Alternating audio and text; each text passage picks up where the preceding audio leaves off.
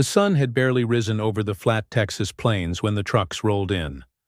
Dust spiraled into the air, catching the early light like smoke from a distant fire. On the back of the trucks sat rows of young men, thin, pale, their uniforms stripped of insignia, eyes hollow from months of battle and surrender.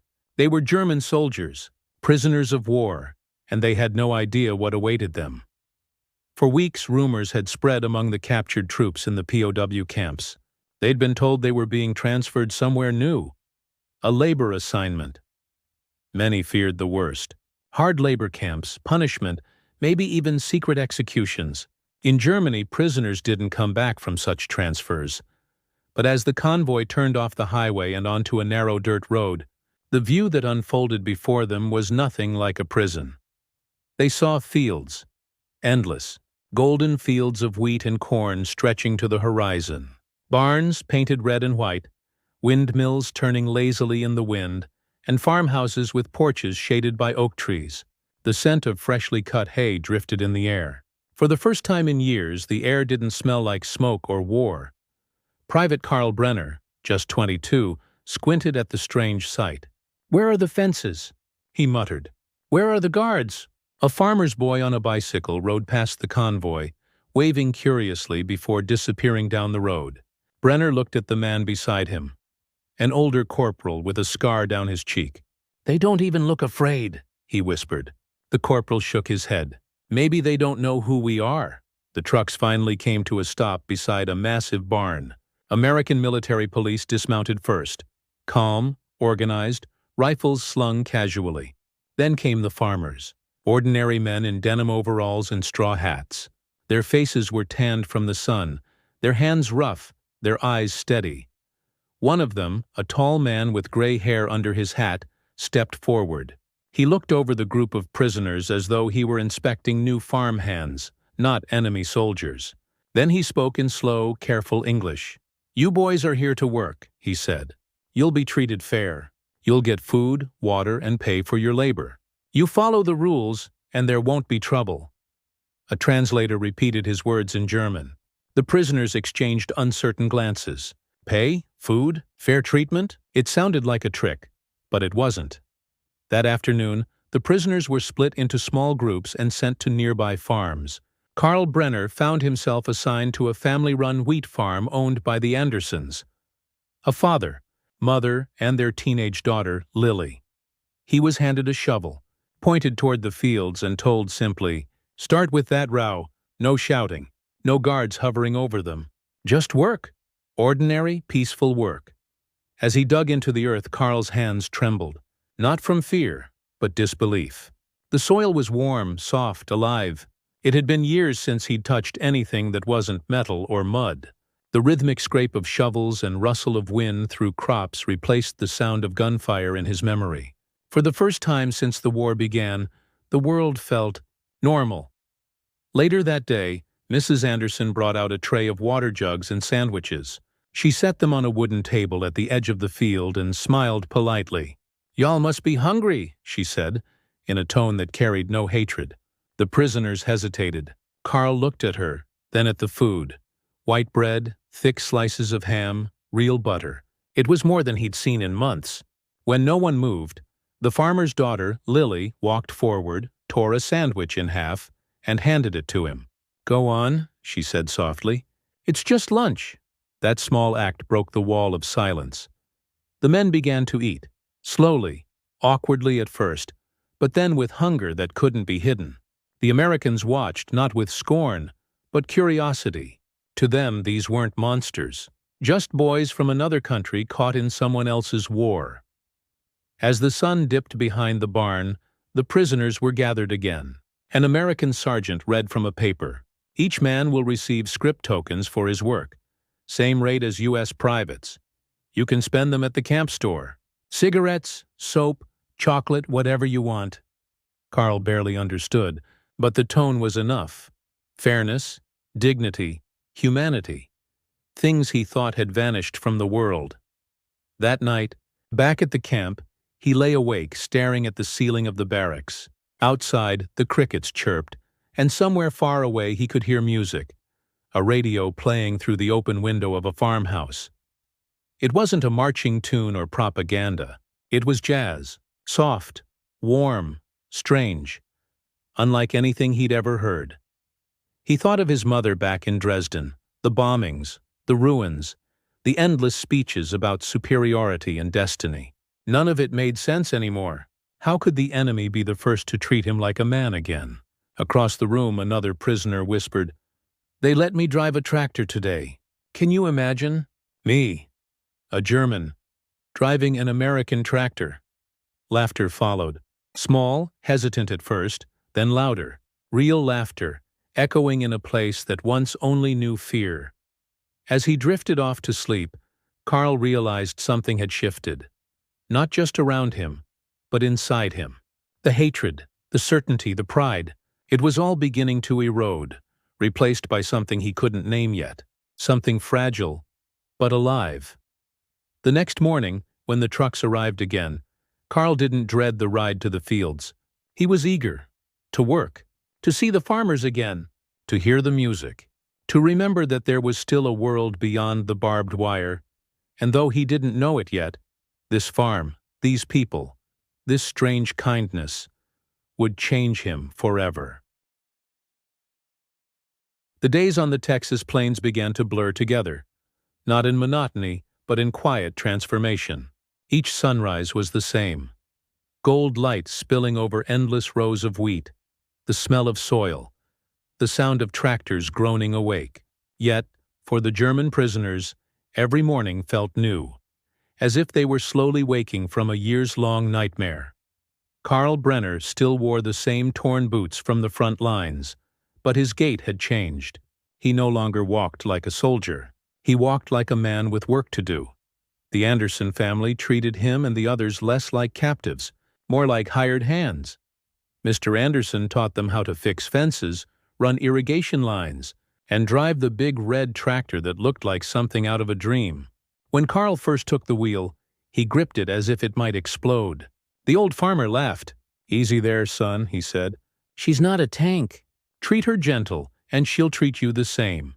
The words echoed in Carl's head all day. Treat her gentle, and she'll treat you the same. No one in his army had ever spoken like that. Not his officers, not his sergeants, certainly not to an enemy. At lunch, Mrs. Anderson would bring out metal pitchers of lemonade and thick sandwiches. The prisoners still hesitated to eat before being told they could. But the Americans never gave orders. They simply shared the table. One afternoon, Mr. Anderson said grace before the meal. He bowed his head and murmured, "Bless these hands that work the earth." The translator whispered the words in German, and the men sat in silence, not from faith, but from disbelief. In Germany, the war had burned God out of most hearts. Here, in the middle of nowhere, faith still lived, simple, unspoken, and kind. After lunch, Lily would sometimes sit on the fence and hum songs she heard on the radio. Jazz, country, sometimes swing.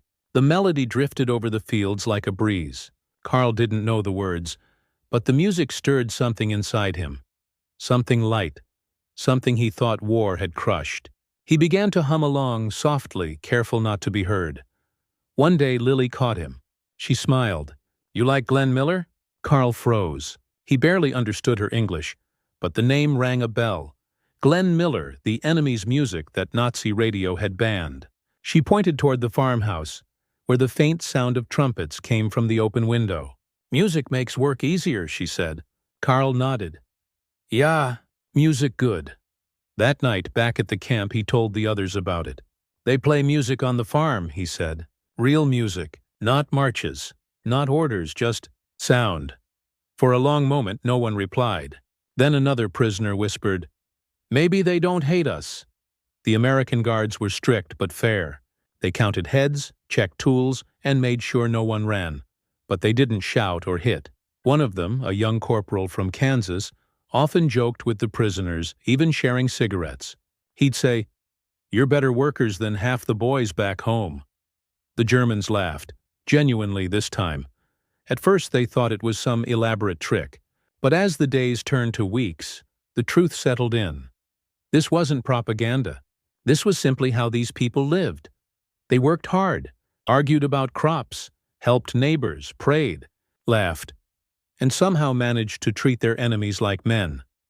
In July, a brutal heat wave swept across Texas. The soil cracked, and the fields shimmered under the relentless sun. The prisoners worked side by side with the Andersons, hauling water, digging trenches to save what crops they could. By sunset, everyone was soaked in sweat, their clothes caked with dust. Mrs. Anderson brought out buckets of ice water, and without thinking, Carl poured one over his head. The shock of cold made him gasp, and then laugh. A real, full laugh that startled even himself. The farmers joined in, laughing too, the sound rolling across the field like thunder. For the first time, no one saw uniforms, only men surviving the same heat under the same sky. That night, Mr. Anderson called Carl to the barn. He pointed to a broken plow blade and said, "You seem good with machines. Think you can fix this?" Carl nodded and got to work. As he hammered the metal back into shape, he remembered the factories of his youth. The smell of oil and iron, his father's workshop before the war. He had once dreamed of being an engineer, of building things instead of destroying them. Now, under the flickering barn light, that dream felt alive again. When the plow finally fit back into place, Mr. Anderson inspected it, nodded approvingly, and said, "You did good, son." Carl didn't understand every word, but the tone said enough.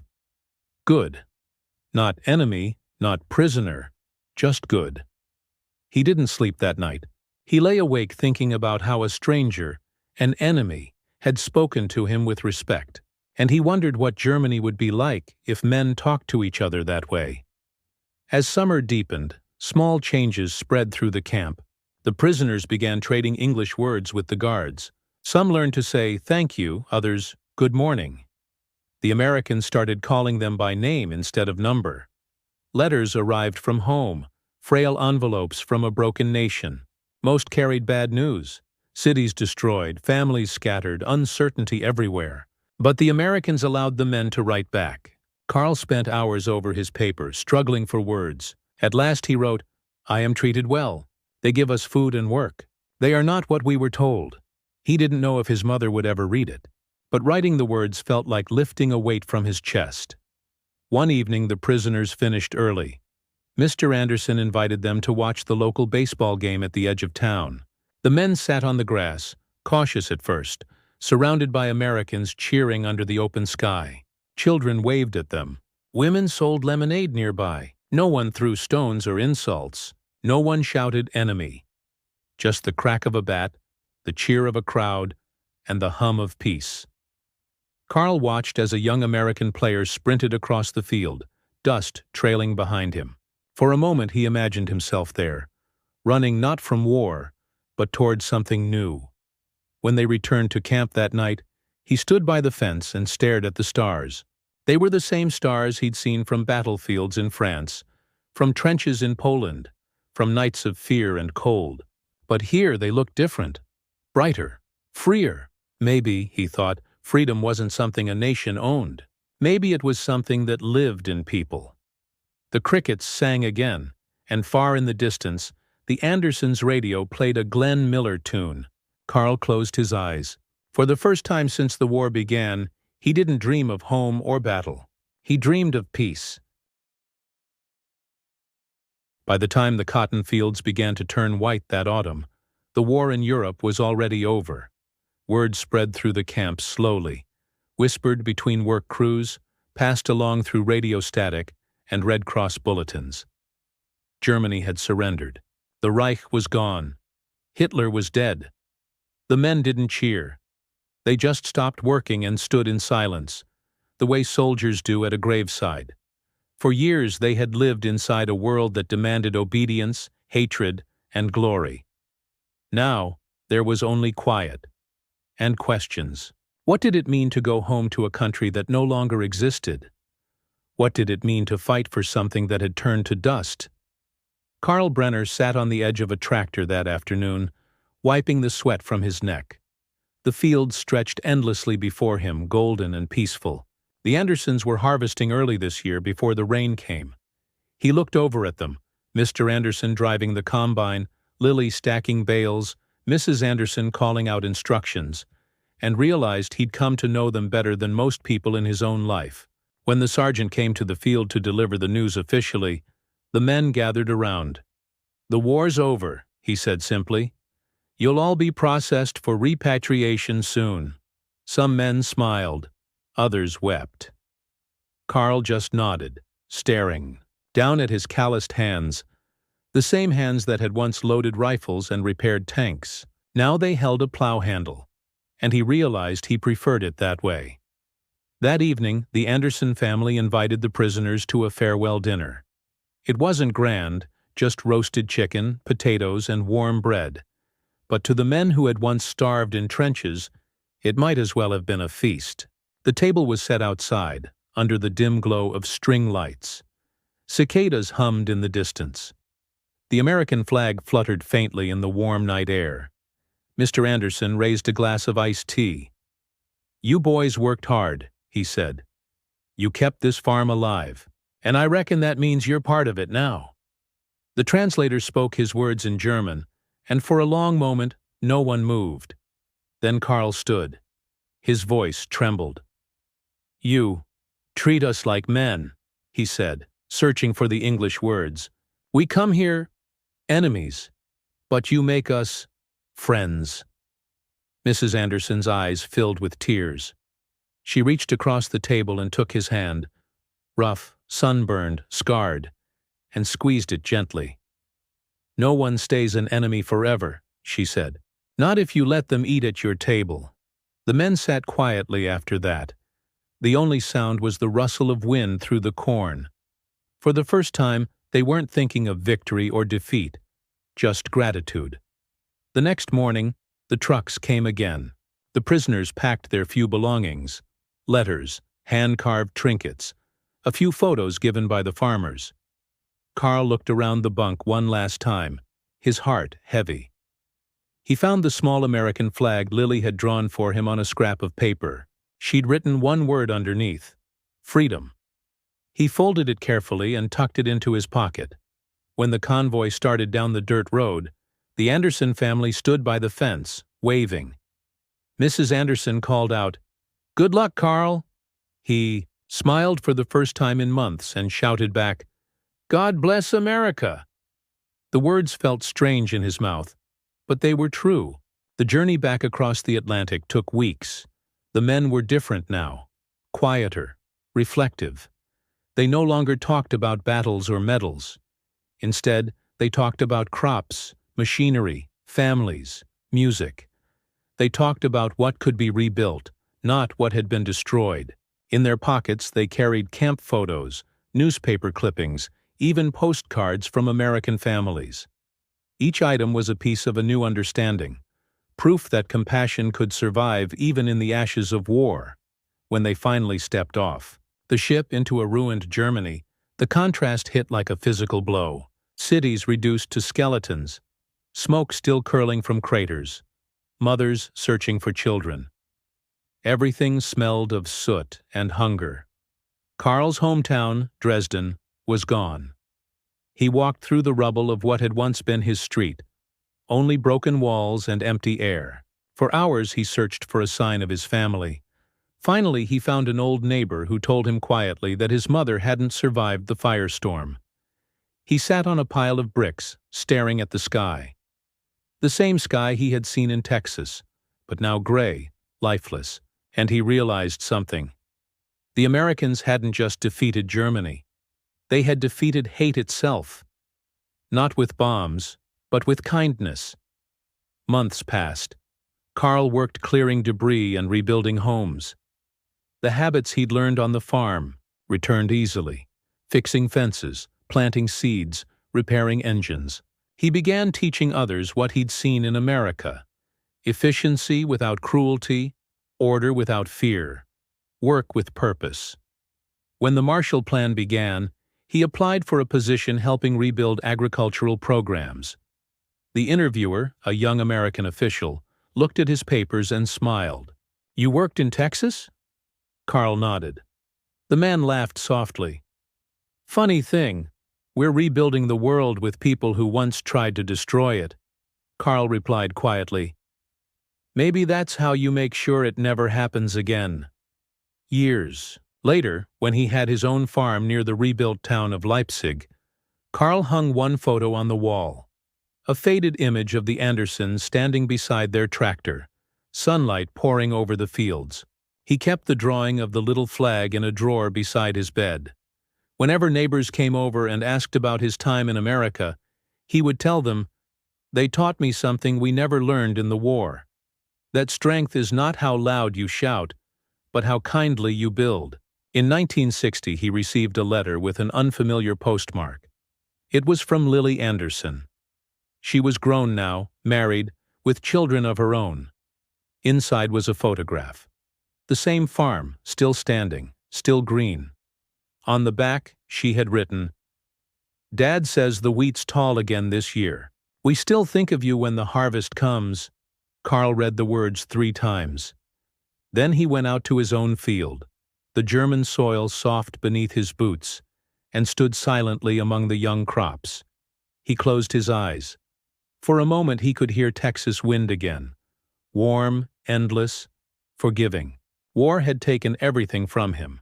His country, his family, his youth. But a few strangers on a distant farm had given him something far greater. The knowledge that mercy can rebuild what hatred destroys. The harvest breeze rustled through the stalks. Carl smiled faintly and whispered, "Freedom," the same word written on that little paper flag. And as the sun set over his field, he finally understood. Sometimes the greatest victories are not won in battle, but in the quiet decency of ordinary people who choose to be kind, even to their enemies.